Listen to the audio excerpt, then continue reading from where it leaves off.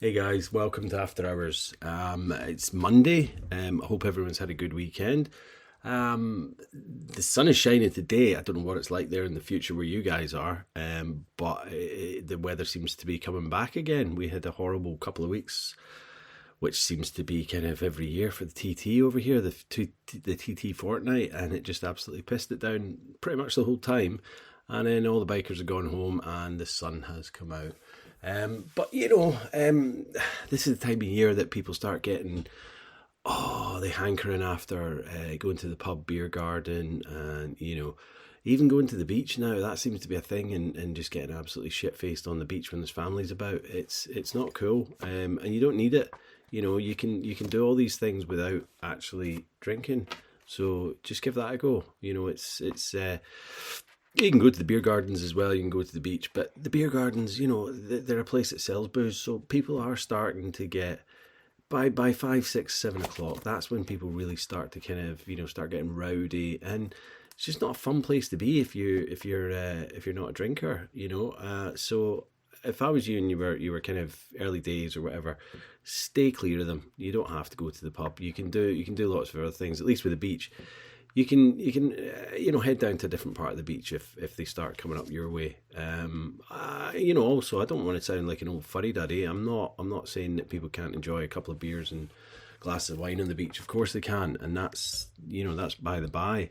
But it's just that people seem to not know when to stop, and just start getting dickish, when there's families about, and I don't like seeing that, especially being an ex-drinker who, for want of a better word, alcoholic. I could handle my beer, and I didn't go and start mouthing off to strangers and families and things like that. So I just hate seeing that.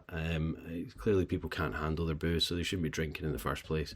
But I'm not making out that I was a brilliant drinker, but I didn't ever, go and annoy other people, as far as I know, anyway. Um, Today we have Marcus Jones. He's got an amazing Instagram page full of humor and recovery hope. We've been following each other for a couple of years, I think, and yeah, just asked him to come on the podcast, and I'm so glad I did because from the outset of the podcast, as you'll hear, Marcus's enthusiasm is just infectious. He's a great guy, and he's just a bundle of energy. So it was really good conversation, as you'll hear in a few moments. We talk about running and mental health, and how we both benefited from, since getting sober, taking care of ourselves a lot more and just looking after our mental health. He was talking about, socially trying to fit in at school and trying to fight social anxiety, which is, potentially why he started drinking. Probably why I started drinking back in those days as well, because it was just easier. It was almost like a shortcut, like a cheat code to get, to be funny in front of people that you didn't know, or think you're being funny. It was just easier to do it that way. So why would I try and do it without it? Because everyone else was doing it. Marcus had a horrible occurrence with his ex and a marriage breakdown and a loss of living in his house that he just bought. That enough would have been, driving someone to drink. So he had, I hate the word reason, but in an alcoholic's mind, it's an excuse, isn't it? When bad shit happens in life, to kind of just turn to the demon drink. It's just so easy to do that. So no one's blaming Marcus for what he went through. There's a lot of things in there, trigger warnings, talk of suicide, and it would just be beneficial to take care when listening. But like always, Marcus has come out the other end, and long may it continue. So there is hope at the end of these stories. So although there's the trigger warnings, I think by listening to these stories, they are giving people hope, and knowing that Marcus is now enjoying life and utilize everything he can to make his life better and more fulfilling by being an an alcohol sober coach and life coach. So yeah, buckle up, sit back, pop your earphones in, your AirPods in, as you probably have already because you're listening to my dulcet tones. But yeah, I'll chat to you at the end. Cheers, guys. Enjoy.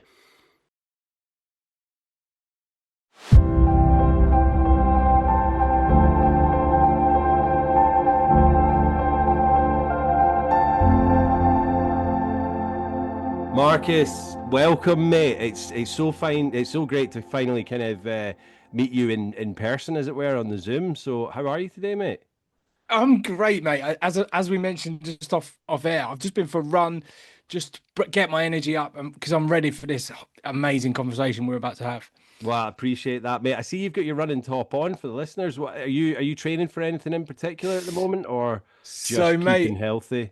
yeah, purely a lot of it's for my mind at the Yeah. moment. I've just finished, and I was actually saying to someone literally 5 minutes before I jumped on, I just Yeah. finished an ultra marathon like 2 and a bit weeks ago.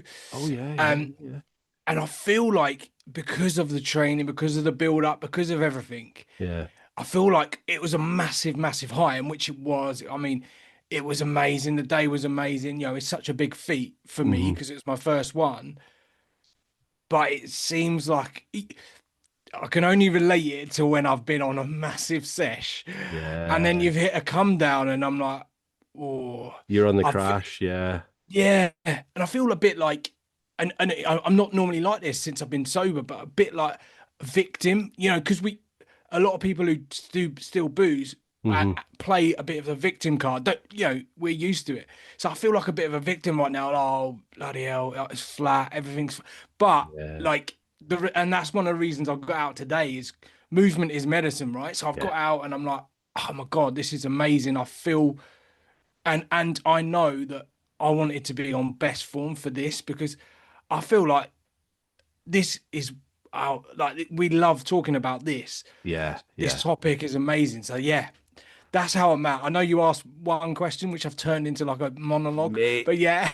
that's exactly what we want on here. I like to chat. You like to chat. I mean, I go with the thing. I'm a son of a hairdresser. You know what hairdressers are like. So my mum's a right talker. So I, it's weird actually. So going off on a tangent here.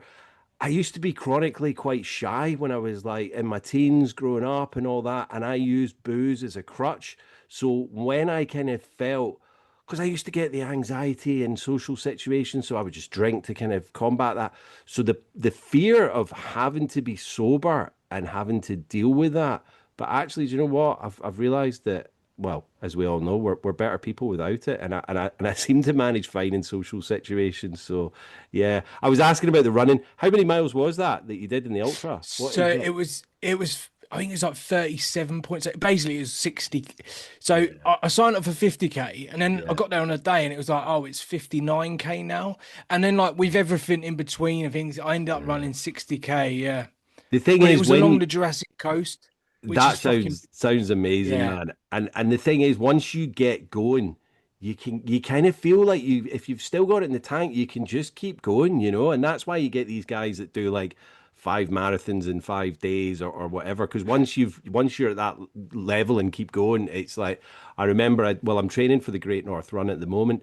Oh, So when amazing. I got back from I did that, I've done it twice. When I got back from it the second time, I went out, I think a couple of days later, just to kind of ease my joints and all that. I went out and did another half. Do you know what I mean? It's like people are like, "What are you doing?" But you Yeah. feel like you have to do it. And yeah, Yeah. Yeah.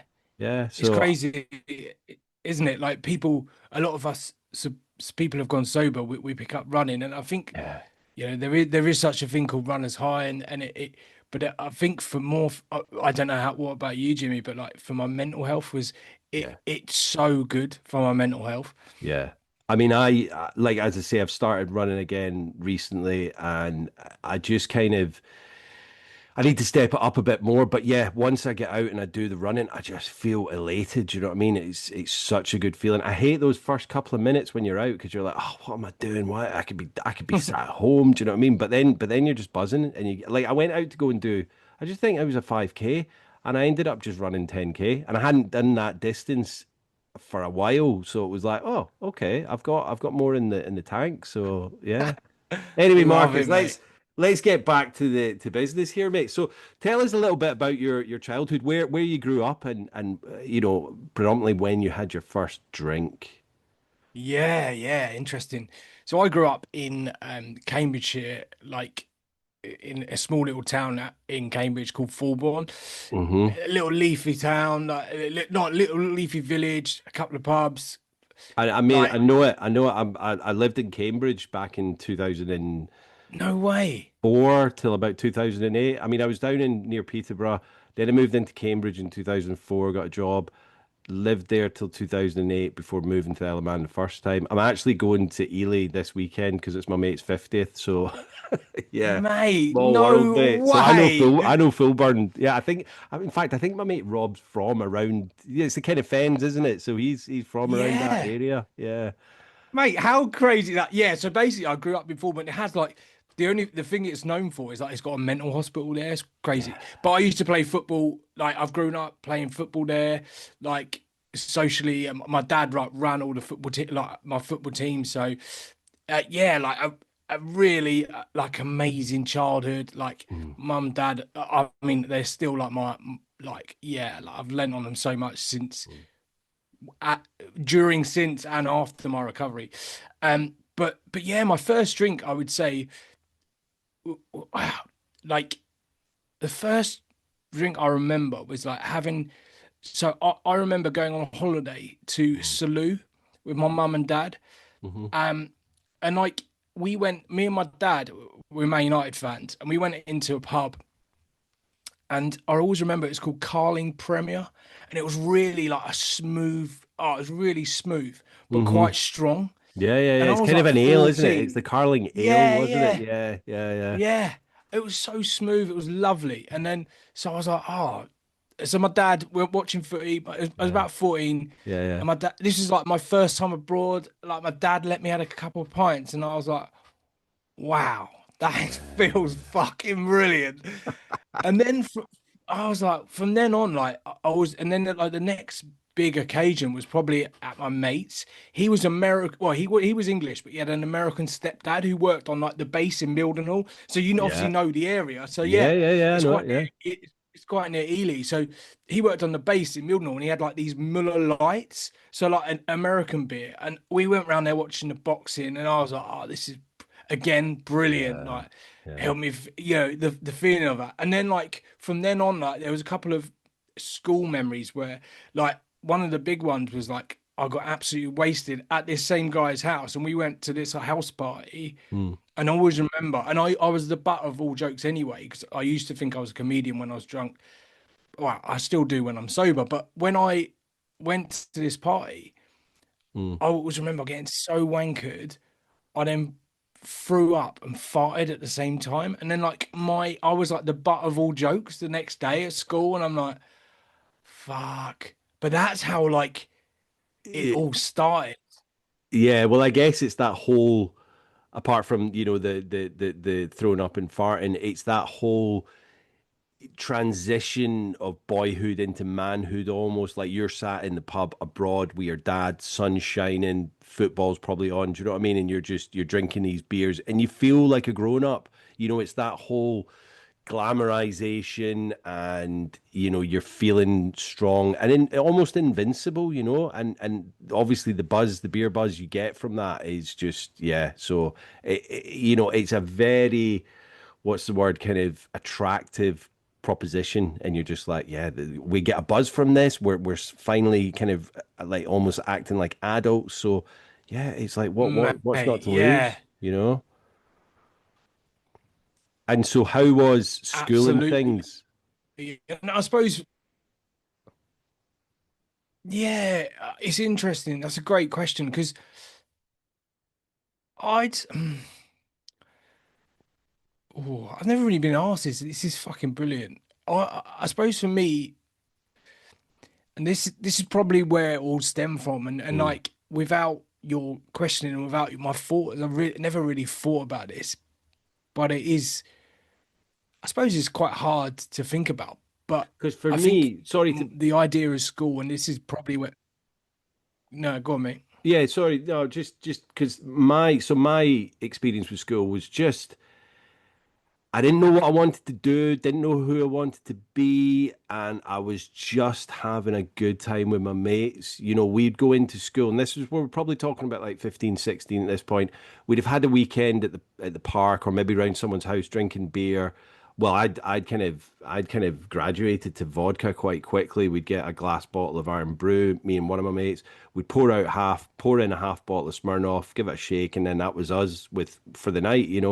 But then we'd get to school and we would just like every break time, lunchtime, we'd be skinning up. So we really didn't stick in at school. Well, like a few of them did, and they've got good grades or went to uni or whatever. But for me, school was just a bit of a social aspect. You know what I mean? It'd be talking about the weekend, having a bit of a joint at the break time, and by the time like some of my mates started driving, we'd have the car, so we'd go for Mackie D's or whatever, and just smoke weed all the time, really, and that was it. And then it get to the weekend, and it'd be the same thing. So that was kind of school for me. I didn't really have any ambition, like exams. I kind of came out with a few.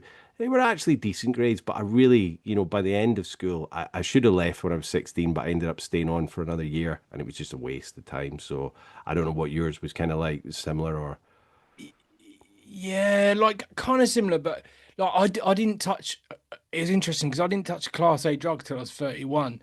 Right. Um, but but then like cocaine got a hold of me. But like Mm. in terms of like at school, I just wanted to fit in, Yeah. and I never thought like I didn't really like school. My attendance was pretty piss poor.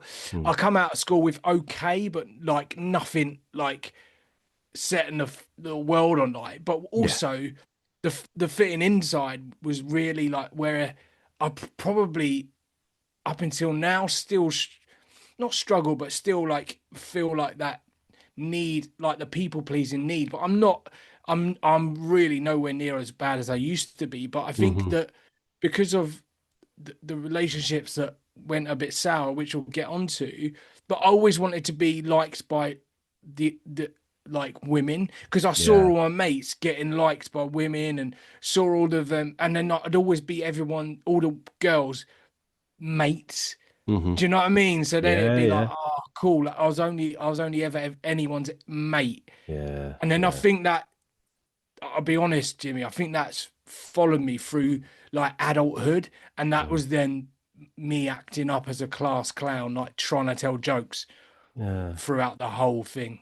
And school can be so brutal in that respect that that's it. You think that's me for the rest of my kind of life, almost like he's the funny one, he's the clown one, or whatever. And it's like, you know what, life is so tough that that's what we have to go through. Because, and I wouldn't even like to imagine what it's like at school now with social media and phones and WhatsApp groups. And from my stepkids, it sounds like it's an absolute nightmare, but at least for us, it was like if you would have your little cliques and things like that. And but that was you kind of thought, right, I'm part of that clique, or I'm part of that. There was the goths and the grungers, and we were a kind of mixture of the all, but we just kept ourselves to ourselves. We didn't really bother everyone, but we definitely weren't the cool crew, if that makes sense. Do you know what I mean? How old are you, Marcus? So I'm 40.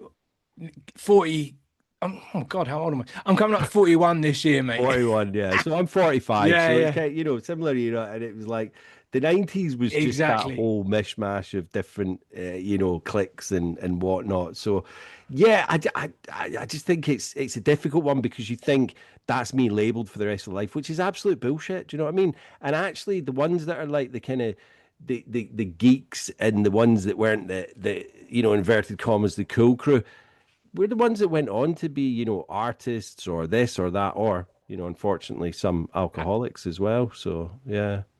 Yeah, I think you're right. Like the the uh, I think the want and need to try and stand out or try and be a part of the cool group, and this is Mm, this is me, like trying to be a part of the cool gang or trying to be in with everyone, every hmm. Tom, Dick, and Harry, meant that I didn't focus on anything. Yeah. Do you know what I mean? So Yeah. then I'm like, You're like an everyone's outsider going to off to, all of them rather than yeah, being in one or whatever. But I suppose in that respect, you probably without knowing it, you're probably known by everyone and probably liked by everyone, but you internally we're always like, oh my God, like Mm. who do these people like? And they're not liking me. And yeah, Mate, exactly that. Like I would say you've literally hit the nail on the head. So like liked by everyone, bar myself. Do you yeah, know what I mean? yeah. And this is the thing. This is why, well, for me especially, I just found the crutch and I enjoyed it. So when I was out, like bar being in my parents' house or bar being at school. Well, obviously there's a bit of weed at school. I just felt this urge and this need to get out of myself. And that was with alcohol essentially to begin with. And then, as the party scene kind of exploded, ecstasy and cocaine and things like that. So yeah. Yeah, So it's how so did the interesting. alcohol kind of develop with you then? I mean, did it, so what, so did you finish school and then go on to uni or So what was that kind of no, and that's path? the thing. Like everyone else went to, I say everyone else, majority of my school friends then went Hmm. off to uni, and then I was like, oh, what happens here? But then I all of a sudden, like, so I would just do what everyone else would do. I meet my mates at uni, and then just meet them, get fucked, Yeah, come yeah. back, and just live my life. So I worked as an admin Hmm. as for like a building firm that my dad worked for. Hmm. Um, and I went to like college, but like after school, I went to college, did like leisure and tourism. That weren't Yeah, really for yeah. me. Um, I got an okay grade, but I didn't carry on. So I just went to work for a building firm as an admin, Hmm. and I was like, oh, this is all right. And then I met my ex-wife in Mm. on a holiday on on a 18 to 30s holiday in All right. Cavos. Yeah. Yeah, so that 18 to 30s holiday like was mental. Me and my best mate just fucking like getting on it. You know what it's Yeah. like Oh, when you're yeah, yeah, young. yeah. Like Kavos was, I went to Valaraki, I went to Kavos. Like Kavos was the one, like is mental, like And then I met my then ex-wife in a bar called Sex in Kavos. Classy, stay classy. Classy, yeah. And it's like all these, it's all just, I mean, I'm guessing this was like, early mid noughties, and it's like, you've got these booze cruises, everything on an 1830s is just revolving around booze and like, pouring like bottles of tequila or whatever down people's neck. It's so fucking dangerous, Crazy, isn't it? It's absolute madness. But you obviously met love. You fell in love, and yeah, in a bar called Sex, but where else? Mate, crazy. And like you said, like back in them days, I remember in Valaraki, Mm, I was like, there's pictures out there like of me like standing up on a bar, hmm. just with my boxers on, like doing dares, and I lost one of the dares. This is how fucking crazy it was, and I had to down like someone else out of someone else's shoe. I had to down a like someone else's pint out of Ah, like someone else. Mate, just like how mental it was like at the grim, time. grim. But And I it's was like just like, everyone's cheering you on, and you think you're a yeah, legend, and all of yeah, these I'm the things. legend. I'm Yeah, like, what the fuck? Like looking back now, I'm like, whoa, I'm a legend for doing that. And I think that was the thing, isn't it? Like, because, you know, going back to the school, going back to that yeah, thing, because I was like, oh, you're the man. yeah, I'm like, it's that egotistical side of me is like, oh, this is fucking brilliant. yeah. And again, like there was stories in Valaraki where I was like throwing up and like stumbling around the strip, and then there's like people cheering you, and you're like, But yeah, you weren't mate, farting at these points when you were throwing up, were you? Yeah, it's like, mate, this yeah, one was just pure throwing up. just pure throw.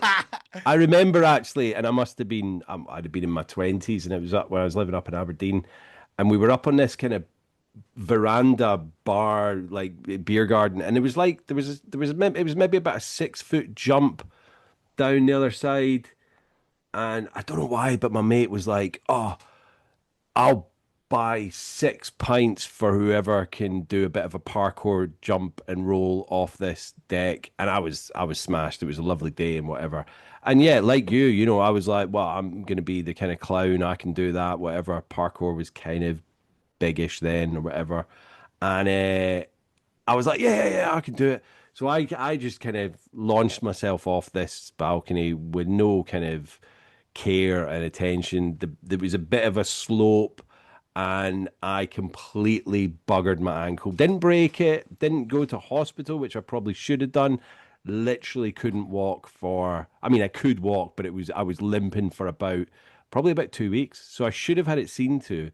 And did he pay me the pints? Nah, did he buggery? Do you know what I mean? It was like, yeah, it was just one of those stupid things, and that, like you, that used to happen quite regularly, you know. And I wouldn't say I was the butt of the joke, but I would, if there was a crazy thing to do, I would end up kind of doing it. And yeah, it's just, you know, it gives me kind of a shudder when I think back to the stupid things. And you know, it could have been a lot worse than what I actually did do. But yeah, yeah.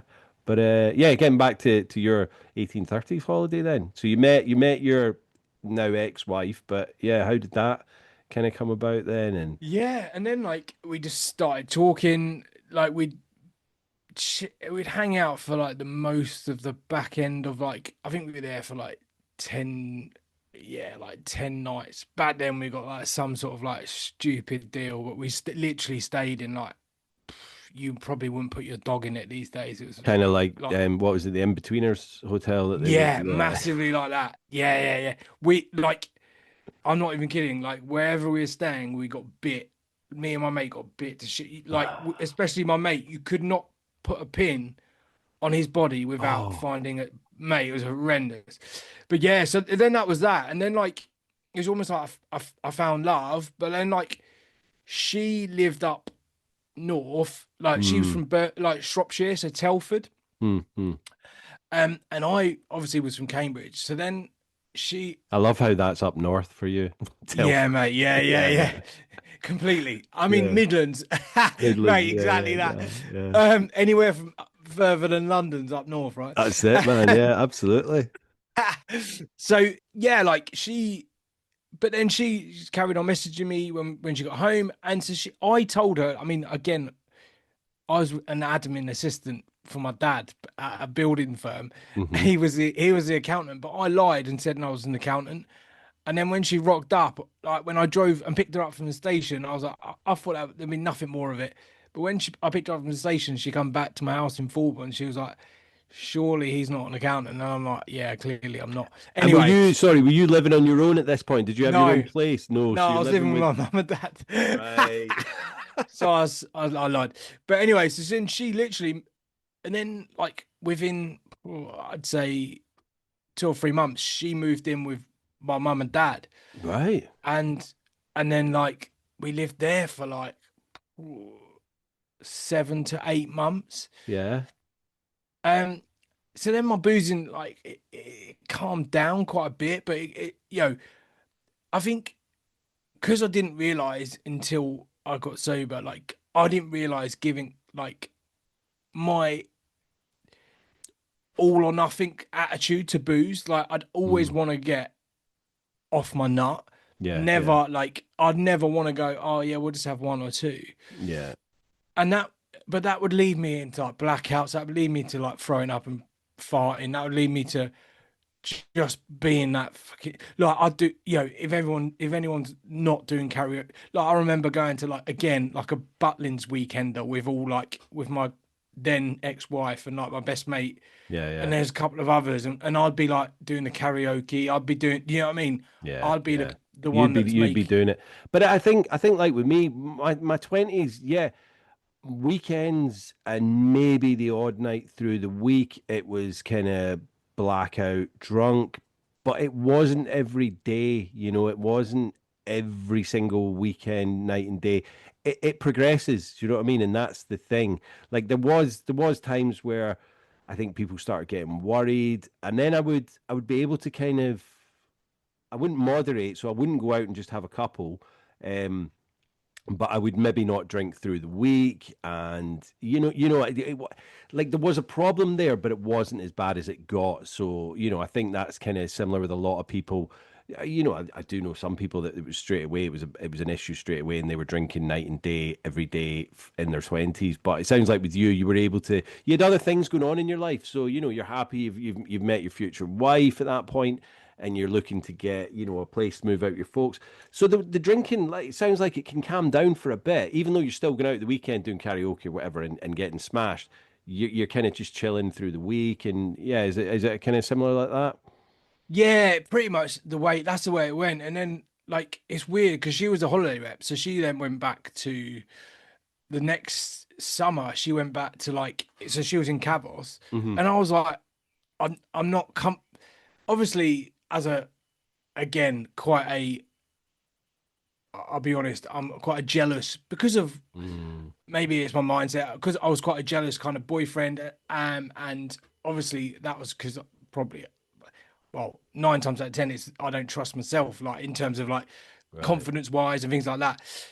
So I was like, oh, you're not going back to Cavos, are you? Because obviously there's fucking in them days, it was full of me, Yeah, like yeah, yeah, yeah. And test. you met her out there, so you're like, Yeah, what if she yeah, goes and meets another me or it, someone else? Do you know what I it, mean? it, Yeah, yeah, exactly like testosterone filled man, like you do yeah, know what I mean? It is. yeah. So then I was like. So she said, "I'm gonna no, I'm gonna go to." So she ended up going to Alcudia, which is like a family-run resort. Right, Um, right. So I was like, okay, cool. So she worked there. I went to see her a couple of times out there. Everything was hunky dory. And then she come back and we then got in our own place in like in Milton in Cambridge, which is Mm-hmm, like, mm-hmm. yeah, you'll know that now because Yeah. but yeah, so we got a place there and then like everything was going hunky dory.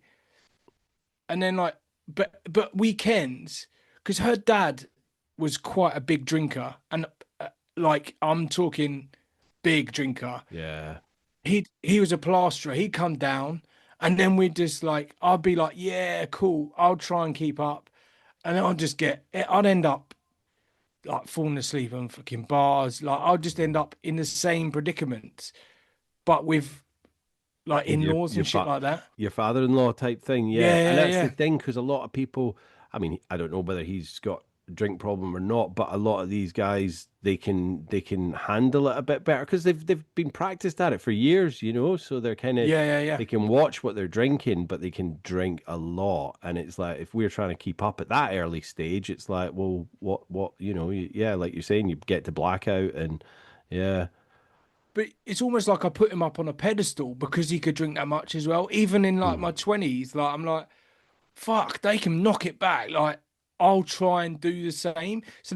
I'm not even kidding. Their drink was Carlin, and Hmm. they'd buy and if they come and see us over the weekend, so that'd be Friday, Saturday, and Sunday, they'd have 48 cans between them. Wow. And I'm like, fucking hell, like Yeah. they can put it back. And I was like trying to keep up with them, being like, yeah, yeah, cool, this is a great idea, and it was never a good idea. Well, I But think I think when we see people, when we're drinkers and we see people that can knock it back and having a great time, it's like legendary status. You know what I mean? So you're yeah, just yeah, like, that's what I aspire to be like. Like for my whole life, my icons and idols were kind of drunken rock stars that were mostly dead or yeah, yeah. alcoholics. So yeah, we put them on a pedestal, as you say. Yeah, Yeah, yeah. Well, it's like one of my favorite. Well, like an icon of United is Georgie Best, right? And I'm a yeah, United fan, and yeah. like what he could do with a ball, and what like obviously I never got to see him, but my dad is in awe of what he used to do. Hmm. And one of his famous sayings is, I spent my money on booze, birds, and cars, and the rest I squandered." Like, do you know what I Yeah. mean? Like, but for he for that he was like no other, as in like he could play football unreal, one of the best players Oh, ever to lived, yeah, but he was pissed half the time, yeah. like I mean, and it's that's the crazy. thing. They used to come off the pitch like half time, and some of them would be like, in the changing rooms and knocking back whiskey and whatnot. And did he not? Yeah, I think he got two liver transplants before. he finally Yeah, I died. think so. Yeah, yeah, yeah. You know, and but like as you say, I'm not big into football, but Georgie Best was just a legend in the kind of drinking scheme of things. But I was like, you Yeah. know what? Like, he was an old man when he died. He wasn't really. I think he was in his 60s, wasn't he? So, Yeah, yeah, yeah. really not an old man. Yeah. Yeah. So when did things kind of start ramping up for you and getting, a bit kind of Yeah. hectic? So like it was weird because we lived in Milton, but Mm. we like it's like a 7 year itch. Like she cheated on me on like it when it was like 7 years into our relationship. And were you And married like at this stupid, point, or no, like no? Right. stupidly, I just like cool. We'll work it out, blah, blah, blah. Mm. And then we moved to, then we bought a house, and I used my aunt, my mum's auntie left us a lot of money, Hmm. and I used that as a deposit for the house. Right. Um, and we got married. So this is all within a space of like not long. So we got married in the May, Hmm. and we've been in the house probably, I don't know, about, I'd say 15 months, probably rough estimate 15 Yeah, yeah, months. yeah. And Not then long at all, really, in the grand scheme of no, things. No. and then she one night said to me, um, so we've all like we'd always want I've always wanted kids, and she said Yeah. to me, oh, like one night, like I don't want kids. And then like that fucking hit me like a sucker. But I can see it, visualize it now. I'd Yeah. slumped against the wall, started crying, and I was like, okay, cool, that's fine. We can work this. We can do everything Yeah. still without kids. And then the next sucker punch was like, no, I don't want this again. I don't want this to be. And this was after like, you know, barely 15 to 18 months after marriage. So I'm Yeah, like, mate. And you've bought a yeah, house together, which I'm yeah, assuming mate. is in both your names, In being both our married. names, but I put 103, 103 grand down as a Yeah. inheritance slash deposit.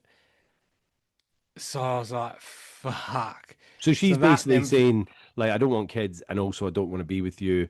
And like, is she saying she's going to leave, or she's saying basically, and then like I've again in my head, like she again, like I wish her well now because yeah, that yeah, I'm a changed person and that it's done me the world of good, right? But at the time, like it was almost like she had everything already planned out. mm, Do you see what I'm saying? It was already, it was felt like this whole um phase was already like planned out in her head, going, okay, cool, I don't want this anymore, I don't want this anymore, hmm. and we're gonna rent the house out and split it Oh, half, like down the middle. And I was like, until we sort everything else out. And I was like, right, okay. And because I loved her and because everything, I was just like, yeah, cool, let's do that. So yeah, we did that for like 2 or 3 years, but like, well, wow, I'd say for like, no, probably like for 18 months we did that. Maybe a year if we did that. But then after that, like she's like, I want a divorce. And I was like, but obviously before then I'd moved back into my parents' house, and then that's when like shit started to spiral. Like, so basically, just before we'd moved out of our house, we'd had a party at our house. So hmm, I was about 31, and that's when I first tried coke. right, right, Um, and then like I was still with her when I was doing coke quite a bit, but then I was like every weekend, mm, like sometimes Thursday nights, like. But then I'd have like I think I had like 6 to 7 months off my corporate job through like mental health problems. But obviously I hmm, was creating their mental health problems because I was drinking most nights, yeah. and just like just feeling sorry for myself because like someone who I thought loved me, Your and whole life's falling apart, and like yeah, that whole thing. Like, where did she move? So you've moved back with your parents, even though you've got this like amazing house that you'd put the deposit down on. Where did she move to then? Was she? yeah, so she moved back to Shropshire with her mum, which is in, like I said, Telford. Um, But still expecting. Sorry, man. I shouldn't I'd speak ill over. I no, don't mate, know, but like she's taking yeah, half of the rent, whereas you could be living in this house or selling the house or yeah. So yeah, yeah, it's yeah, totally understandable that your mental health is suffering and that you're, you know, yeah. But yeah, that's not even the worst of it. So then, like, again, like it's all resolved and it's all sorted now, and like, mm, I'm, I'm actually grateful that she done that. Otherwise, I wouldn't be talking to you right now, and I wouldn't be in this helping other situation. sure, sure, But obviously, at the time, it was like, especially when I'd get like an email from us.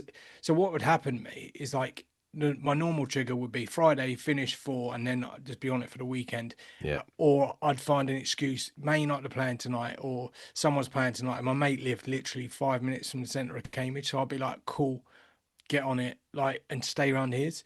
yeah, And the thing is, like, but anything would trigger me. So like I'd get an email from her solicitor or my solicitor dealing with it, mm, and then that would trigger me. And like the fact is, like I put 103 grand down from my mum's auntie passed away, yeah, left us quite a bit of money. But the fact is, then she come after me for like half, for a lot of money, for about yeah, 100 odd grand. But the thing is like, okay, cool. And then that just like tomorrow, like it just kept eating away. It just felt yeah, like someone had their foot on my head and I was just pressing me down. yeah, After we've been together for that long and yeah, only married for X amount, it's almost like, and this is not, and this is probably not what happened. And she generally probably did fall out of love, but it just felt like it was a bit of a like pre, pre-planned, yeah. yeah. And I'm like, Yeah, come and on, it's mate, hard to like not especially, think that yeah, when you're in that situation. You just think, well, why are you doing this now? We were renting a place, you know what I mean? We could have just split up then, and then, I could have yeah, used my inheritance for a place of my own or whatever. So yeah, I get it. It's like maybe she didn't mean it maliciously or underhanded, but I can get where you're coming from that at the time it feels like that's what she's doing. So how was your relationship with her at that point, or were you only speaking through lawyers? yeah. So originally she started, I was like, again, because of my self-worth, my self-confidence, my like, as I mentioned back at school, Mm-hmm. didn't feel loved by women, whatever. I was like trying to cling on to anything I had with this relationship. Yeah. And Yeah. I was like, mate, so I was like trying to, I was like, that's right, I'll do this, that, and then I was like, and then basically my solicitor said, just stop. And also for my mental health, I went to therapy quite early on from then. So Mm-hmm. I spent thousands and thousands of pounds at therapy. But Jesus. I then went, but basically my counselor and therapist at the time, who's fucking amazing, like a lady called Michelle, she's incredible. But Yeah. I basically then just stopped dealing with her, and so she started going through my sister, and then I was Hmm. like, that's pretty shit anyway, because I'm putting my sister in the middle of it. So I was like, yeah. So in the end, mate, you're right. Like it just went through the solicitors, and yeah, it was just like, but that went on. This is And like, but with yeah, it just went on and on. the counselors and that therapist and that, did they ever say to you like, "How's your drinking?" Do you know what I mean? And I'm not trying to Yeah, put like Michelle or yeah, mate, whatever her name yeah, was, but 100%. yeah. Yeah, yeah. So they were like, it it become like, and it's weird, isn't it? Because I'm a coach now, Mm. and being, and that seems to be like a bad rap that oh, coaches get this, and like once you get sober, you either coach or run or whatever. It can get a bad rap, It but can do, but I I'm think if you're doing, doing it for the right yeah, reasons and you're 100%. good at it, then Yeah, by all means, do you know what I mean? That's kind of where I see myself in a couple of years, and I think it's a yeah, great yeah. thing to do. Yeah. I agree. I 100% agree. And it's not Mhm. like I'd rather not charge anyone and I don't charge an arm and leg, but I'm Mm. doing it because I want to make a difference. But anyway, that's the reason I'm going down that route is because I went to the therapist, like you said, regularly, weekly. Um, and my sleep was fucked.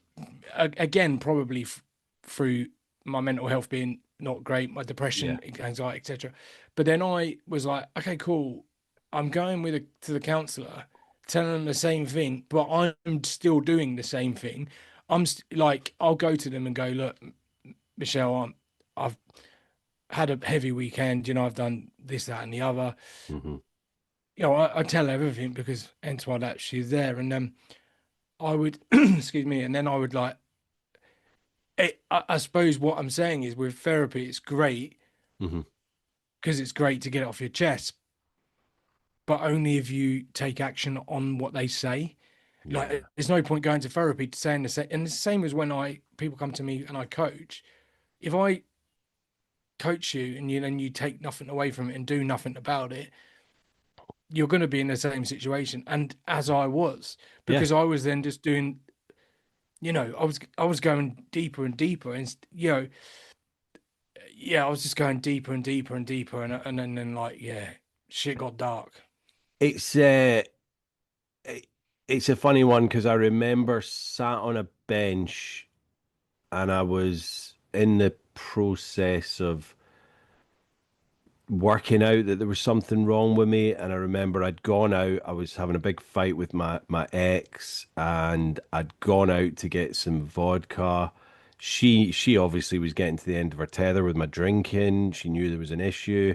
And I sat on this bench and I phoned AA, and I think I was expecting I wanted somebody to just come down, pick me up, lock me away for like, however long it took, and I would be kind of oblivious to all this, and then I would come out the other end sober and clean, and that doesn't happen. We have to do the work.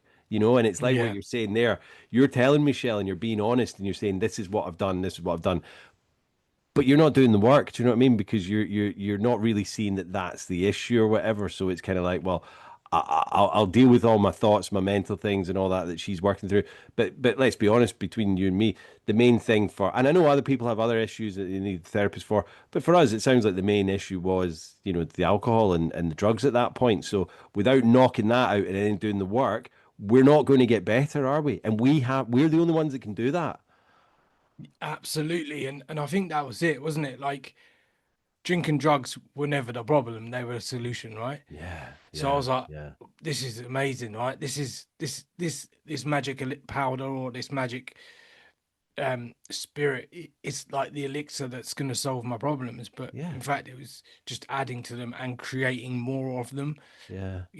Like I had some sort of like routine, and like, obviously I'm a coach, so I'm a believer of routines. But Yeah. my routine was Thursday or Friday night, get on it, and Yeah. then don't stop until like, and then Sunday would be like hating my life, and then by like 5 o'clock when the Indian opened, I'd sit in bed most of the day on Sunday, watch football, watch whatever, like in my own misery, Mm. and get an Indian at 5 o'clock, and then be absolutely dreading Monday, like, because Yeah. that's I'd set myself up for that, right?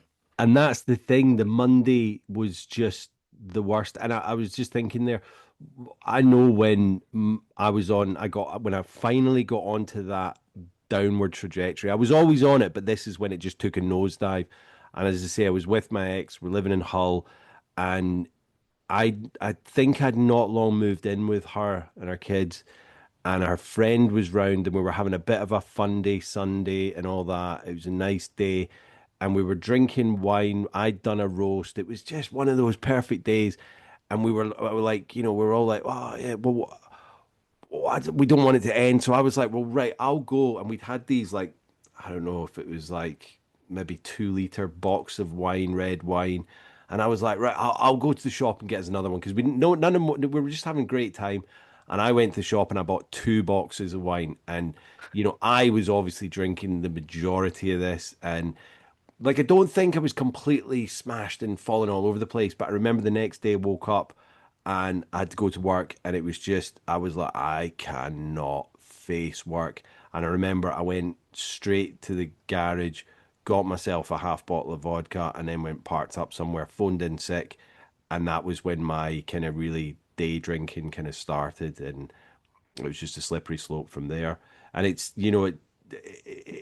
getting back to what you were saying, it's kind of that cusp of when it takes over and it kind of, becomes that biggest issue. So where did it kind of go from there?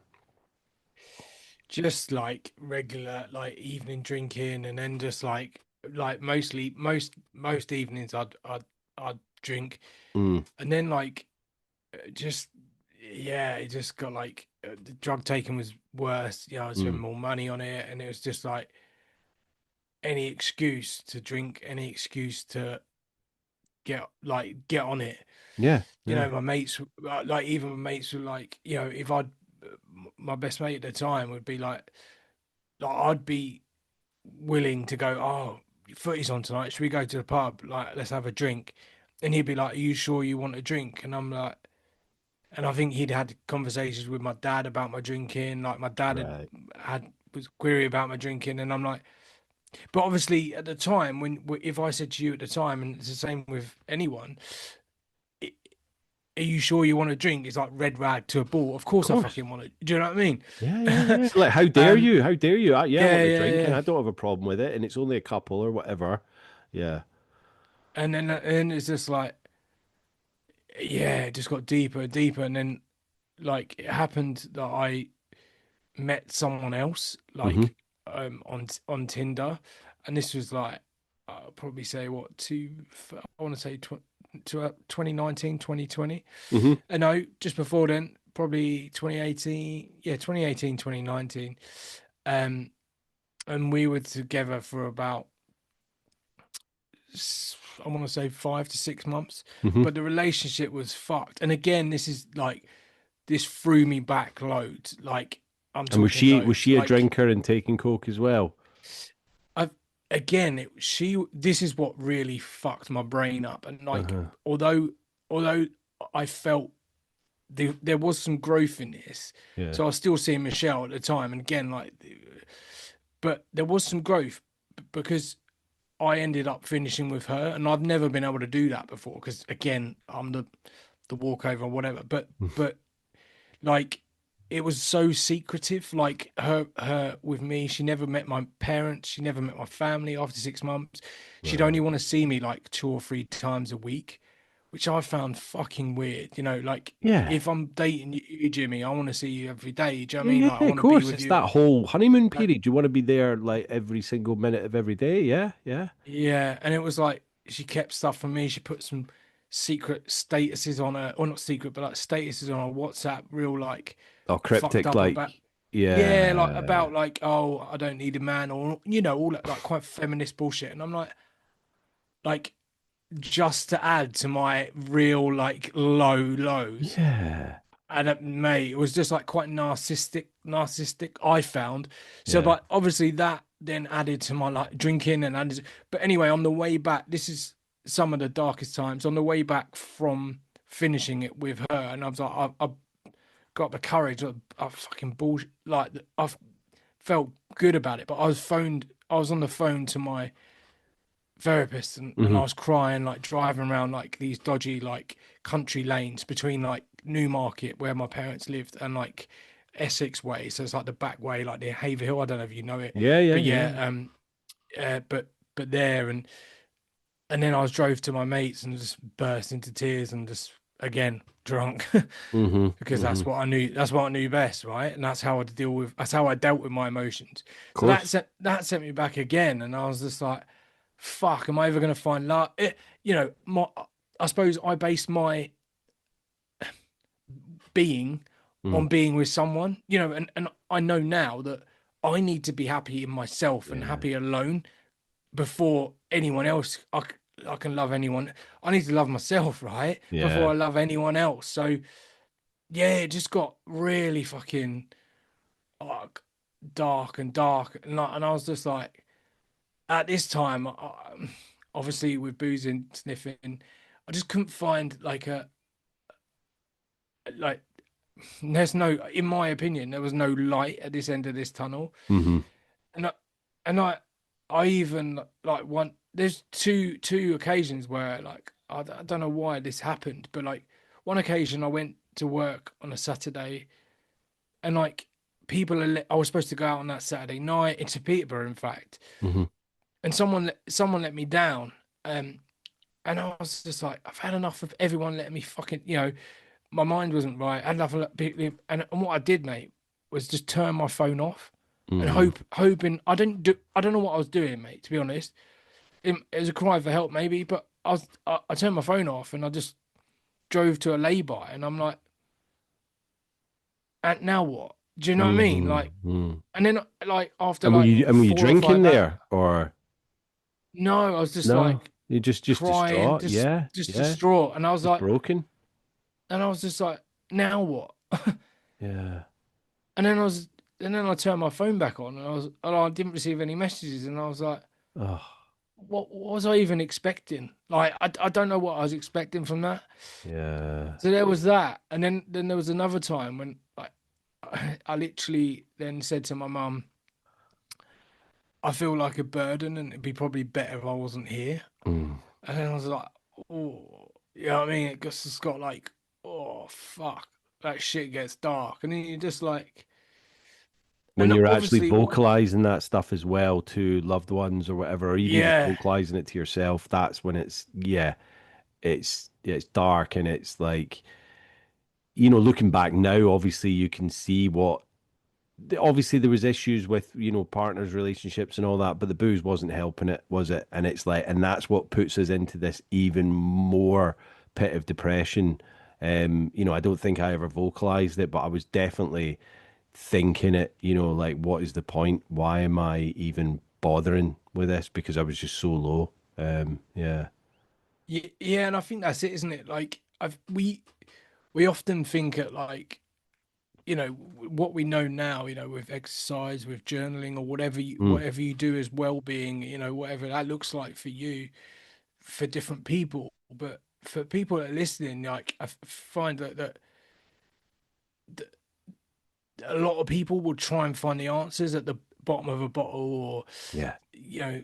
with a packet or whatever it may be. So I think that, like, and all of these are just thoughts, and thoughts are just temporary, like, like thou shalt not, thou shalt pass and all that. Like, thoughts are just that, like Yeah. they are your thoughts. You don't have to act upon your thoughts, and I think that's what it's important for you, obviously your listeners and whatever, but like, I think like that that's the when you're telling your family, and like you said, when you've got that low and you're telling your family, like, that wasn't just me talking. Relationships are hard, breakups Hmm. are hard, Hmm. but drugs and alcohol made them fucking harder. Oh, Do you know what I mean? yeah. And like, we get into this, like someone say, like when you're driving home from work and you can suddenly, if you get home from work and you've gone your usual route and then you're like, do you know what? I don't even remember that journey home. Like, you're obviously there, you're compos mentis, and I'm not talking about drink Yeah, driving or anything like that. Like now, but you're like so yeah, focused and you're on autopilot that you don't even remember your journey home. And I'm not saying you're being unsafe. It's just like because your brain is so used to that road and that route. But 100%. like when you're kind of in that zone, and a lot of people like don't even know that they're using drink as this kind of supposed tool to kind of make themselves feel better. It's just on autopilot. So it's like whenever something shitty or bad happens in their life, they go straight to it, and and yeah, for like maybe half an hour, it does make you feel better, and then you're just into that kind of mulch brain of boozy. Do you know what I mean? But it's like you think that it's the thing that's the solution when it's not at all. But again, yeah, we're just on autopilot, so it's the last thing that we think of to kind of knock out the park. Do you know what I mean? It's not what we think. Well, this will solve it because this is the only thing that's keeping us sane at that point. You know? Yeah, yeah. It's so interesting, isn't it, that we're using a poison that, Yeah. you know that we think is going to make us better, and it's like, and with all of them, like your thoughts, that it's Yeah. temporary, right? That buzz is temporary. That all of this Yeah. instant gratification, whether it be our phones, whether it be scrolling, whether it be porn, whether it be gambling, whether it be insert dopamine things, Chocolate they're shopping, all instant. Amazon, yeah, Yeah, and it's like this constant dopamine thing. Like, you get something from Amazon, you're watching it on tracking, and you're seeing it. It's going to be delivered. You get home from work and you open it and you go, oh, that's all right, that, and then you put it on the shelf. Do you know what I mean? It doesn't change your life at all, unless it's something mate. really Yeah, cool. But it's it's so not. interesting you say that because not only was I boozing and doing drugs, I was also then exactly what you're saying. I was also then just buying shit. Yeah. Like I had like one time, I think within like a space of 4 weeks, I think I had five new pairs of trainers because I Wow. was like, and like you said, like at the time I'd be like, oh my God, I've got a new pair of trainers. I'm about, or I get because I joined a golf club. I'm like, oh my God, I've got some new clubs. I've got this, Mm-hmm. and it's like I did in lockdown. I did some sort of like Google course on like brain chemistry and like psychology and things like that. And it was like all of these things, like including job, like including a pay rise and things like it Mm-hmm. only gives you satisfaction for like a short term, Yeah. and then like, and even if I think it's if you get to like I think it's $85,000 or I think it's £60,000 or something like that. Uh-huh. As soon as you get to that amount, you don't the dopamine doesn't change. Do you know what I mean? Yeah. The Yeah. levels doesn't change. So it's so interesting to understand, like, because I understand more about your thoughts, your emotions, the way the way you channel them. Mm-hmm. I've learned more about personal development within the last 5 years. It's crazy how now, like, I'm looking back and being like, wow, I know why I was doing this now. I know why I Mm-hmm. was doing that. Do you know what I mean? And it's It, why, we us as recovering people can make such a big difference in the world, and that's why you are with this podcast. well, thank you, but it's like this is what like what I was thinking back when you were saying, you went through that phase of like I did the same. I was always kind of looking for the next relationship because again, I was thinking, oh, I need love in my life because, it's that dopamine thing. But like going back to what you were saying, like what is it people say, oh, my other half? And that's to me, I don't like that phrase because that's saying that like we're two half people and we need each other to be a whole. When I met my you know fiance, I'd sorted my life out, and she'd been going through some, different things, but she was sorting herself out, and we came into this as two whole people. I'd kind of cut myself off, and I was like, I need to work on myself, become a whole person for once in my life, before I can then start looking for someone. And Yeah. and then out of the blue, I met Jen, and things have just changed even further in my life. But that's that whole thing about looking for relationships because we think that that's what we need in society. But without being a full, like happy and content person, you're useless, And that again, that kind of relates back to that dopamine thing. It's what we think is kind of necessary in life, and actually, we just need to work on ourselves first and get that bit sorted. And it took me until I was 40 to do it. So, at what point did it get at its darkest and then you thought, I need to do something about this? Yeah, so the darkest it got, it was like, um, obviously telling my mum I didn't want to be here. Then like Yeah, turning my yeah. phone off. That was pretty dark. And then like not as dark as that probably, but there was two more episodes where I was like, wow, this is shit. So I went on like an all-inclusive cruise with my parents. Mm-hmm. Mm-hmm. Um, but I then backed that up with I was back home for one day and then I backed up with 5 nights, or was it 4 nights and 5 days in Vegas? Right. The all in And obviously I was still drinking, so the all-inclusive cruise was like, obviously Every all day. Yeah. inclusive. Yeah, So yeah. every day, like, yeah, like brilliant ciders, whatever. And then with my best mate, we flew to Vegas, and then that was just fucking carnage. Like, probably, I don't know, 10 hours sleep the whole time. Ended up like, yeah, thought like my fucking heart was racing because I'd done loads of gear, like too much gear, and I ended up throwing up blood at the end of that holiday. And Proper I was fear and like, loathing in Las whoa, Vegas. Yeah.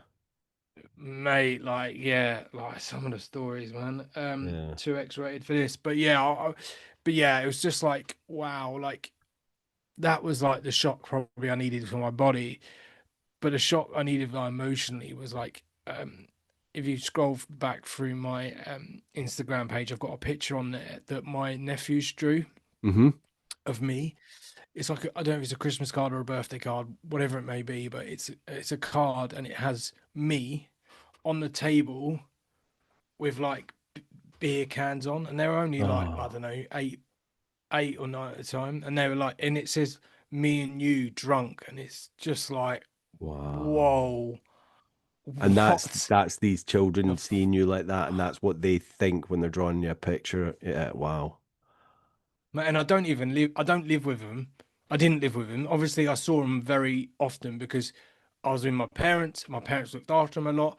Yeah, I looked after them a lot, and this is the thing. Like, I looked after them a lot, and I'm like, is that's how they see me now? yeah. What They haven't drawn then? you with And like a I'm like, football or do you know what I mean? no, Like, no, yeah, running or whatever like that. And I'm running. like, Yeah, yeah, whoa, like that is fucked. And I'm like, yeah, and like to be they're like, and like you'll still see me do loads of shit with them now, but that's like that is like, yeah. At the time, I was like, I actually put on there like I put like a I don't know like a Snapchat because that's what was cool back in them days. It's like they know me too well, and I'm like yeah. almost wearing You thought this was a badge of honor. Yeah, yeah, yeah, yeah, yeah, almost wearing it like a badge of honor, and I'm like, yeah, what? Like now looking at it, I'm like, oh my God. Like I'm I'm actually one of their godfathers. I'm like yeah, I'm the role model. Like, so if anything happened to my sister and yeah, yeah, yeah. God You got to forbid, step up. I would, and I'm like, how can I, like, yeah, so that shook the fuck out of me. I'm like, oh, and then like, I, I lockdown hit and I was like, look, this can go one or two ways, right? Like, and, Mm, and, and I'm not saying it did, but like, so I then stumbled into a new relationship, hmm. During um, lockdown, then, or was it just before? literally just before Just before. lockdown. Yeah, yeah, And then I was like, looked in the mirror and I'm like 5 or 6 stone overweight. And I'm just like, Marcus, what the fuck's happened here? Do you hmm, know what I mean? Something's got to give here. And yeah, I still did quizzes on lockdown and still get like boozed up. But I'm like, that's when like lockdown hit. And that's when I was like, I can't go out to the pub. hmm. I can't, I can't get gear. Well, I could, but I'm at my parents. I'm I not was going to gonna really say, probably go out. yeah, Like, I'm like, this could be what I need. Like, yeah, and I'm like, ah, is this what I need? And then, yeah. yeah, so that was what happened really. And then I got started with Zoe, my fiance. Yeah, and then like, ah, yeah, it was just weird. And But I'd still, did you open up to her about what was going on with you in the drinking and saying like, because it sounds like at this point that you thought I need to do something about this, and maybe I'll use, you know, COVID, the lockdowns, and all that as a kind of stepping stone to almost get myself better, get yourself better. yeah. So I opened up to her a bit, but like the first night I met her, we went to our like a hotel quite close to here. Yeah. Um, and she had like I had like a glass and a half of red. She finished the bottle, so she was quite like she used to work. Well, she still does work in media, Hmm. and media in London is quite heavily that way. Do you know what I Yeah. mean? Like, Yeah. Of course it is. so Yeah. Absolutely. she landed a job in lockdown with Lad Bible. So, Oh, God. so like I was like, fuck, is this gonna work? But anyway, but like like lockdown was good to us both. Well, not good. for Zoe, not especially good in terms of like her boozing and that. Hmm. But like for me, I was just like I was still boozing. I was still like playing like, but but I would regularly use the exercise hour that we're allowed or whatever the exercise time we're allowed Yeah, yeah, yeah. and exercise. And I was like I'd get on my bike quite a bit, and I was like, oh, Hmm. this shit's making me feel good. Do you know what I mean? So I was like, Yeah, oh, yeah, yeah. brilliant. And then like a couple of times, but Zoe and I would still drink together. We'd still go to London together, have a couple of drinks, and then like we went to York for our first holiday, Okay. and that and like our first like UK staycation, and that got pretty heavy. Like we got like I remember getting absolutely battered, and that York, ruined. York's a big drinking town. It really is, even though it Yeah, doesn't seem it. It's mad. Yeah, yeah. yeah, and that like, and it was like, ah, oh, we went to like this bring your own bottles for like Hmm. this, but like South Korean barbecue, Oh yeah, and yeah, yeah. we'd already been on the sauce throughout the day, and I'll be like, oh my god, bring your own bottles. Like we got two red wines. Bear in mind, I think we had like three, but it just got messy as fuck, and I was like, Yeah. oh god. So then it felt like it ruined the next day, but then like it it carried on, and then like all of a sudden in like the January of 2021, I was like, do you know what? I think I'm gonna go give Dry Jan a go, and in Hmm. fact, I'm gonna give it a go till the we'd planned a holiday to March, Hmm. like Hmm. in Lanzarote. I'm thinking we're gonna go till March. Something's got to change. I think we're gonna go till March. So Hmm. we had a couple that like that New Year's Eve, we had like played Monopoly, and we had a couple of hours. Hmm. And I was like, I think I'm gonna go till March. And I went to like February, and February, like the same hotel that Zoe and I met in, she was like, we're meeting one of, I hadn't met many of her friends. We're meeting one of her friends there. Hmm. And I was like, no, I'm still not going to drink, but you can have it. And she'd been to London that day with Lab Bible, been at client meetings, been on the piss all day. Hmm. And then like all of a sudden, like we went out that night. She was rowdy as fuck. And then she was just like battered, stumbling in the middle of a road, stumbling all over, swearing at me, like just like causing carnage. And I was like, something just clicked. And bear in mind, I hadn't drunk since the January, and something clicked, and I was like, I basically, it's amazing, right? I was throwing up blood. I told my mum I didn't want to be all of these things, Yeah, yeah. and my nephews drew cards at me and things like that. But someone else's actions. Yeah. I woke up the next morning. So sorry, mate. I don't know what happened there. It just went dead. You, You hear me okay? I don't know what happened there. Yeah, Yeah. it just went off. You were just getting to the crux of that story. And it was Oh, mate, that story was like, wait. yeah. I So was like, where's it going? You were saying like all the things that you'd said to your mum and all of that, and then it was the other yeah, person's actions, obviously Zoe's actions that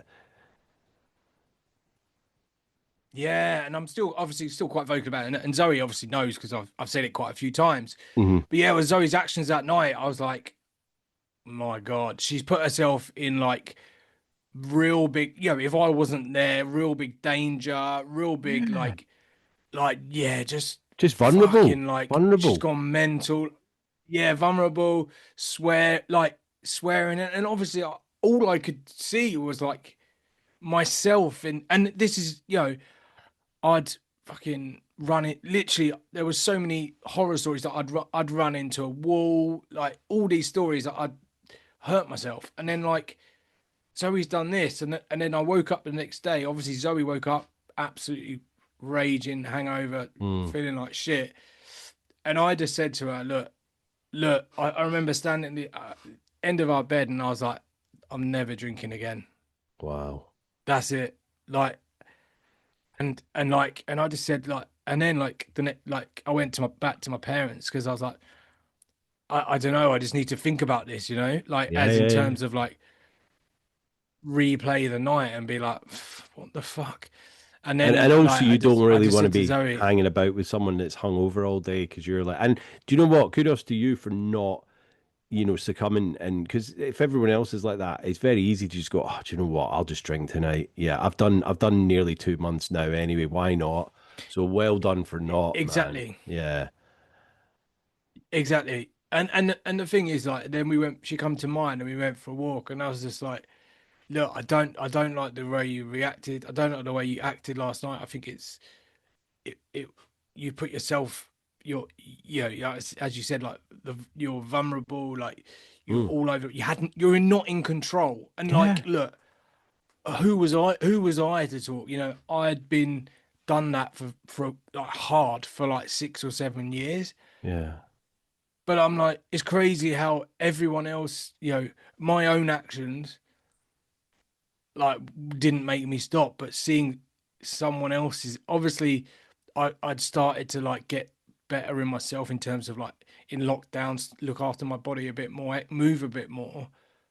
But someone else's actions then made me like completely go, right, this is fucking not not Suppose on. it's Because it's almost like an out of body experience. Like even though it was Zoe, you're almost like kind of transcending and seeing what you would have been like, and to see yourself because you know what it's like now being sober.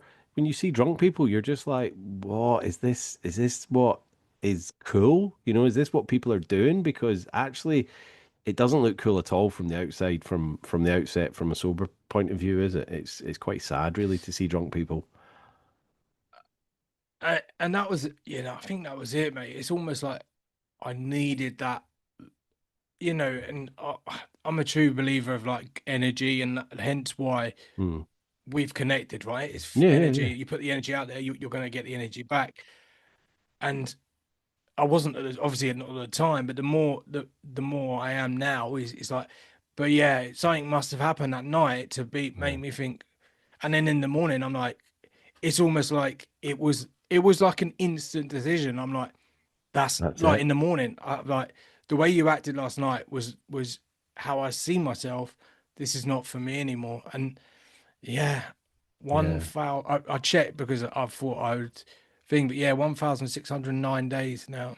Wow. So Wow. yeah, Yeah, yeah. I mean, you're not, you're pretty, not, you're not it's far behind me, mate. I mean, mine was 19th of August 2020. So we're talking like what, yeah, 5 months, Yeah, 4 or 5 months. So yeah, yeah. Well yeah, done, love mate. it. And I guess by February you were probably starting to feel the benefits at that point. You're like, yeah, feeling better, skin's better, more clarity, focus, Yeah, and all that. And then to see that, it's almost like the universe has just kind of opened up and said, this is what you could be like. So, you could follow the other path if you want. Yeah, it's a yeah, bit of a it's crazy. blessing, but also, the fact that you're still with Zoe and you say she's your fiance now. So congratulations, mate. That's Yeah, that's amazing. Does Zoe cheers, still mate. drink And or? so for I reckon for probably 16, probably like a year and a half. I don't know. Yeah, about a year and a half, 2 years into it. Like she's still drunk, Hmm. but not as much when she was with me. And like Yeah, yeah. it was, I found that difficult, I'll be honest. And I'm Hmm. not saying if you're with me, you have to be sober. I wasn't ever saying that. Hmm. But it's like what you said a minute ago is like, no disrespect, but our lives, in yours, mine, we don't want to be hanging around with people that are No, hungover. I want to be no. hanging around with people who want to thrive and want to do shit. Yeah, Um, so it's kind of like gradually become that way where she's like, we've walked a marathon together. She's now like, I think she's had a couple of little blips, yeah, but yeah, like she's like sober as well. Like she's had a yeah, couple of slip ups. But yeah, she is sober, but yeah, like has had like a couple of different, like I think in 2.5 years has had like two slip ups. But yeah, yeah, like, which is incredible, like compared to her like party lifestyle in London. So she was like probably as not probably not as bad on the gear, but like still quite boozy, yeah. and But like still causing a I think negative probably impact on like her quite, life. yeah, Yeah. yeah, yeah, massively. And that's the thing. So, Absolutely. like And, Jen, my and fiance, she's never really a big drinker, but I always said, when I was looking to kind of start dating again or whatever, I didn't mind if people drank, but I didn't want to be around someone that was like going out and getting shit faced. Do you know what I mean? So that if they were hungover the next day or if I was out, I wouldn't be able to have a conversation with them. And Jen, I've seen her, well, she says she was drunk. I don't think she was. I mean, she didn't act drunk at all. So it was like, I was like, right, perfect. yeah, I don't think she drinks now. So yeah, because, it's like, as we're getting a bit older, like everyone's starting to realize the kind of the dangers of it, and it's like, well, why would we want to still keep putting this poison into our bodies when, we want to kind of have long and healthy lives, So yeah, I don't know why people still do it. It's mental. yeah, it is mental. And what I found, I suppose what I found hardest from it is like the drinking friends that I lost, I thought Mm-hmm. were my actual friends. Mm. And I think that, like I, I find it weird now, and like this is quite open and honest. I haven't really spoke about this before, but what I find Right. it interesting is like a lot of your current friends now Mm-hmm. will be like, this is how I see it anyway. Like we'll have conversations around the table, and they'll be like, "Oh, guess what, mate? I haven't really had a drink this year, or I haven't really had a. I have, I've in January I didn't drink at all, and do you know what? My first drink this year was in March. Sort of like bring that up and like look, everyone's like okay to live their life whatever they want to do. I just don't choose to put a poison in my body, and I'm still shocked because Yeah. I how much I bang on about it that my friends choose to as well. Yeah. Because Yeah. I find it like, and like they're be they're still of the moderation and things like that, and I'm like, look, mate, you don't have to talk to me about moderation. Yeah. Moderation doesn't work. End of. And if you Yeah. think it does, show me. I'll show you. I can show you the science behind it. Do you want to see the science behind it? And Yeah. then when Yeah. you Yeah. raise it about this, and like I I often worry to, and this is probably the people pleasing in me. I often worry, do I come across, even online, do I come across like that preachy prick? And then I think to myself, do I give a fuck actually? Mm. Because actually, I'd rather be that preachy prick who actually makes a difference than Yeah. not. And Yeah. and if you think I'm a preachy prick, then it's probably because you've got a problem, right? Hmm. I totally agree with you. I mean, I have people on the podcast and they go like, oh, I'm not a preacher and do that. And that's fine. That's fine. I, I, I keep thinking to myself when I hear that and I'm like, am I being preachy? And you know what? Like you, I don't actually care. I don't give a fuck because like you, if it helps someone and I'm like, you know what? And this will probably pass. Like, I was speaking to Dave. Dave's a couple of years ahead of us, and he's like, I'm not that angry with alcohol anymore. But I still am. I'm still angry with the alcohol companies because they're out there making an absolute shit ton of money, ripping people off by selling them poison. And I'm just like, why? Like, I know, Yeah. like, and I'm saying they're grown adults. They can do what they want, and that's up to them. They can make their own choices, but do they have all the facts? And the answer is no, because it's hidden. No. Okay, you can go and search it and you can Google it. I only found out the other day that the World Health Organization in 1988 classed alcohol as a category one carcinogen. That was 1988. It's up there with Yeah. tobacco, asbestos, and radiation as a cancer causing Yeah. substance. But nobody knows about that. It's there if you go and Google it, but it's not on the packets, it's not on the bottles, and that needs to be out there so people can make up their own minds. Yes, that's fine, but they need to have all the Yeah. facts, and that's what I'll preach. Do you know what I mean? I'll tell them that this is a dangerous substance, and if you don't know about that, then go and find it out, and then make your choice. And that's where I'm kind of at. So do you think, Marcus, do you think that alcohol still has a place in our society? Do I fuck no? And also to add to what you just said, Yeah. Professor David Nutt. I Yeah. don't know if you read the book Alcohol Explained, but he wrote a piece and he's tried to.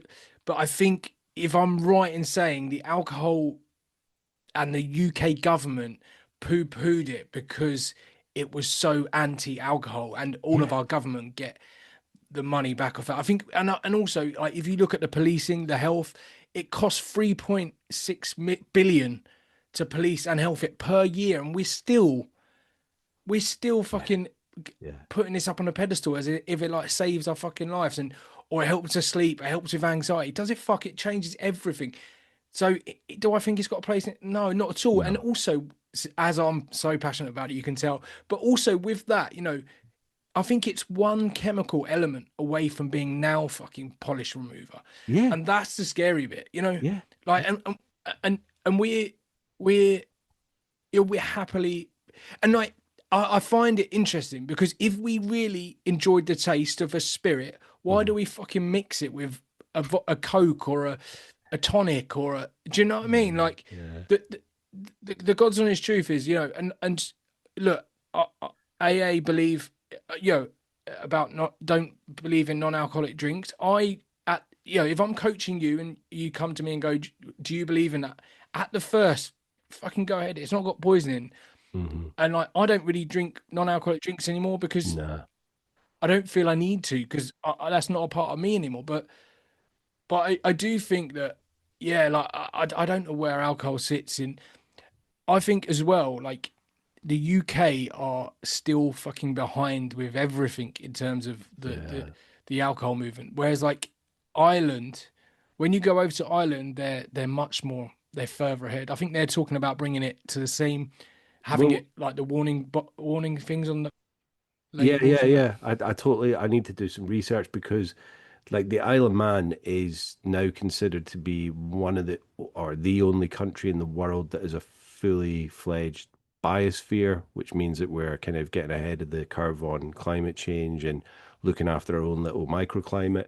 But we are ahead of a Nice. lot of countries in that. We're behind a lot of other things, but I want to start speaking to some of the, well, we call them MHKs over here, MPs, to say, right, okay, we've got stuff that's been imported. We can't put the labels on that. Maybe we can stick it over it.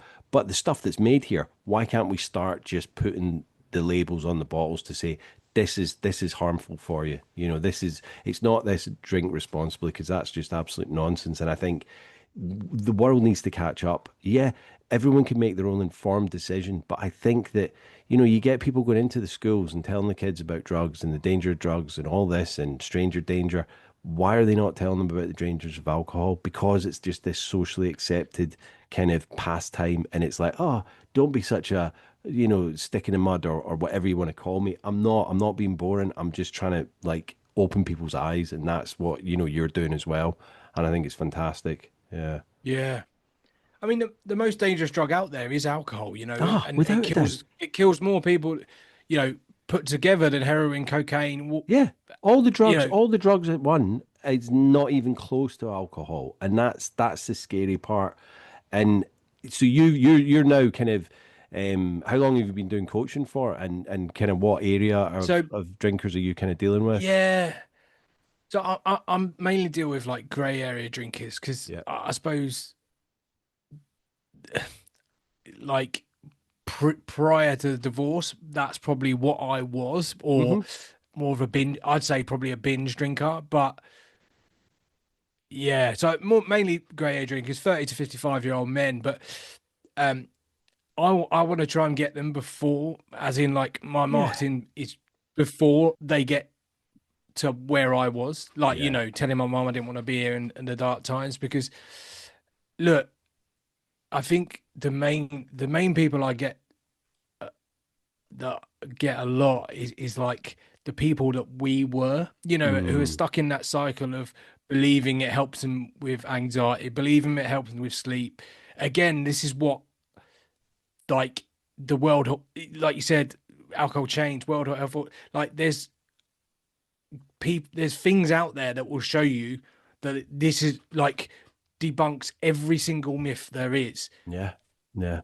But because they're not front and center, everyone still believes, if I had £1, Jimmy, for every time someone says it helps me with my sleep or helps me with my anxiety, I'd be living on the Isle of Man with you. Do you know what I mean? Wouldn't be here. I'd be in Yeah, yeah, yeah, fucking yeah. Barbados.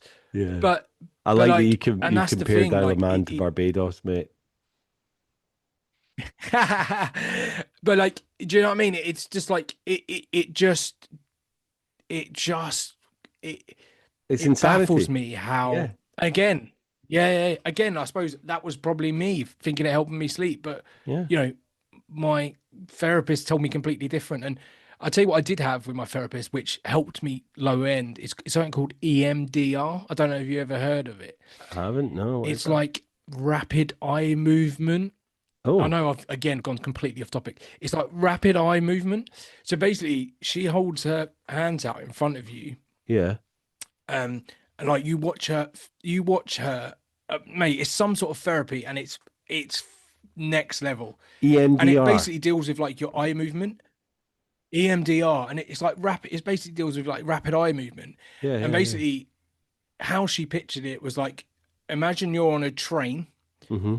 She's like, you're going really fast, but I've got you.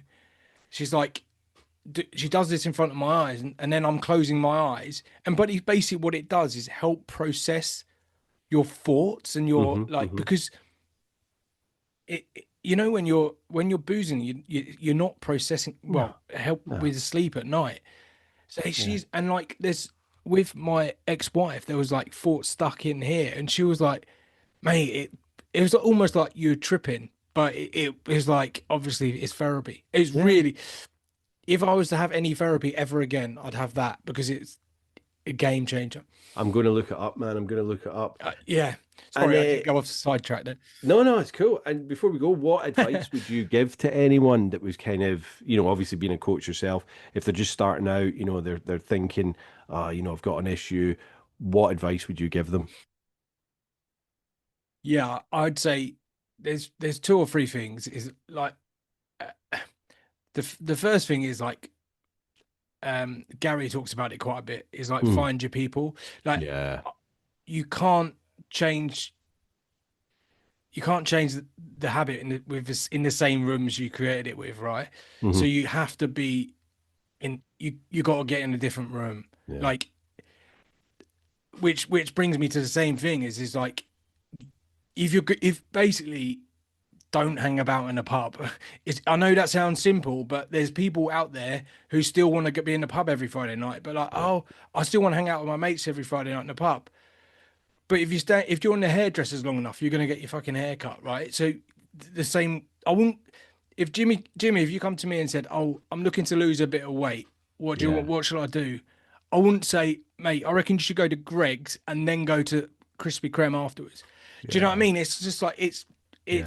absolutely crazy. But anyway, on that, so network is key in my Yeah. opinion. Yeah. But it's also, it a lot of it comes down to creating enough, not discipline, but creating enough, what's the word, you got to create enough like urgency. Why do you want to do it? Because I don't know how you feel about it, but like, if you said to me why I need to go sober, Hmm. that word, or alcohol free, or whatever you want to put it, that word is, it's pretty boring. It's like, why, like, losing weight is pretty boring, but Hmm. it's the why, and it's creating enough leverage. Okay, so Yeah. I want to go sober because I want to be able to run marathons. I want to run ultra marathons. I want to be able to be a role model for my nephews. I want to be able to take my mum and dad out. I want to be able to. Do you know what I mean? It's like, Yeah. okay, cool. So I need you to find me at least 100 reasons why you want to go sober, because the God's honest truth. Like, this is what Hmm. I'd say to a new client: is like, going sober is not enough. Going alcohol Yeah. free or sober is not enough. It's Yeah. the leverage behind it. Because look, you know, like, you and I know 100% different now, but it's like, at the time, if it's considered as quite boring, same with me with losing weight. Why do I want to lose weight?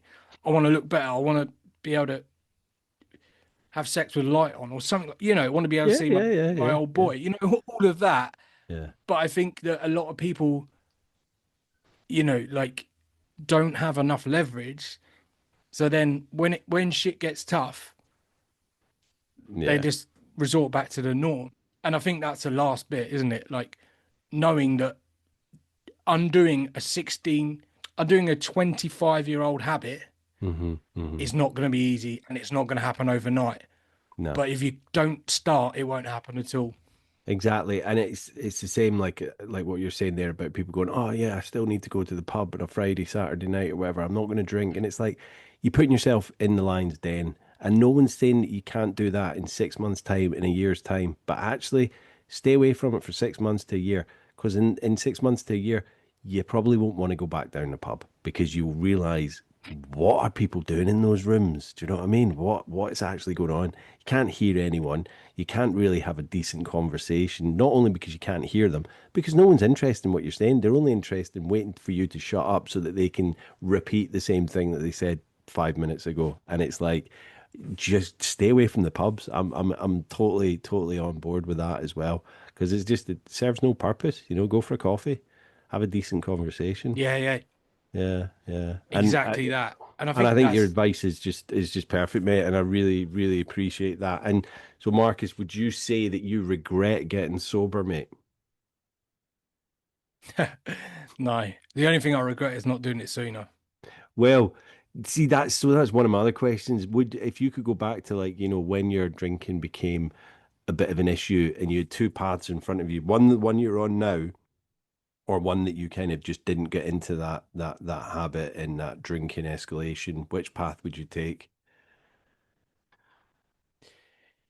Ooh, that's a fucking good question. And there's no right or wrong answer, man. Oh, It's what a question. uh, Yeah, that's an incredible question. You're actually probably right in the right in the other instance in terms of like it probably was the right time. And I yeah. think that when we're on about paths and that divine intervention that night, whatever happened with Hmm. Zoe, like would I be on this path? Would I be talking to you if Exactly. that didn't happen and I didn't go happen on the same time? And would I have found what I'm doing now and what I love doing and what I love helping people and talking Yeah. to amazing people like yourself? Would I be? I don't- I you know hindsight is a wonderful thing, isn't it? And like if I'd have got sober earlier, would I be in a better position now? Who knows? But Hmm. I might not have been. I might have just been not doing what I'm doing now. But I think that one last thing for people out there Hmm. is like sobriety is beautiful and amazing, but I think you still have to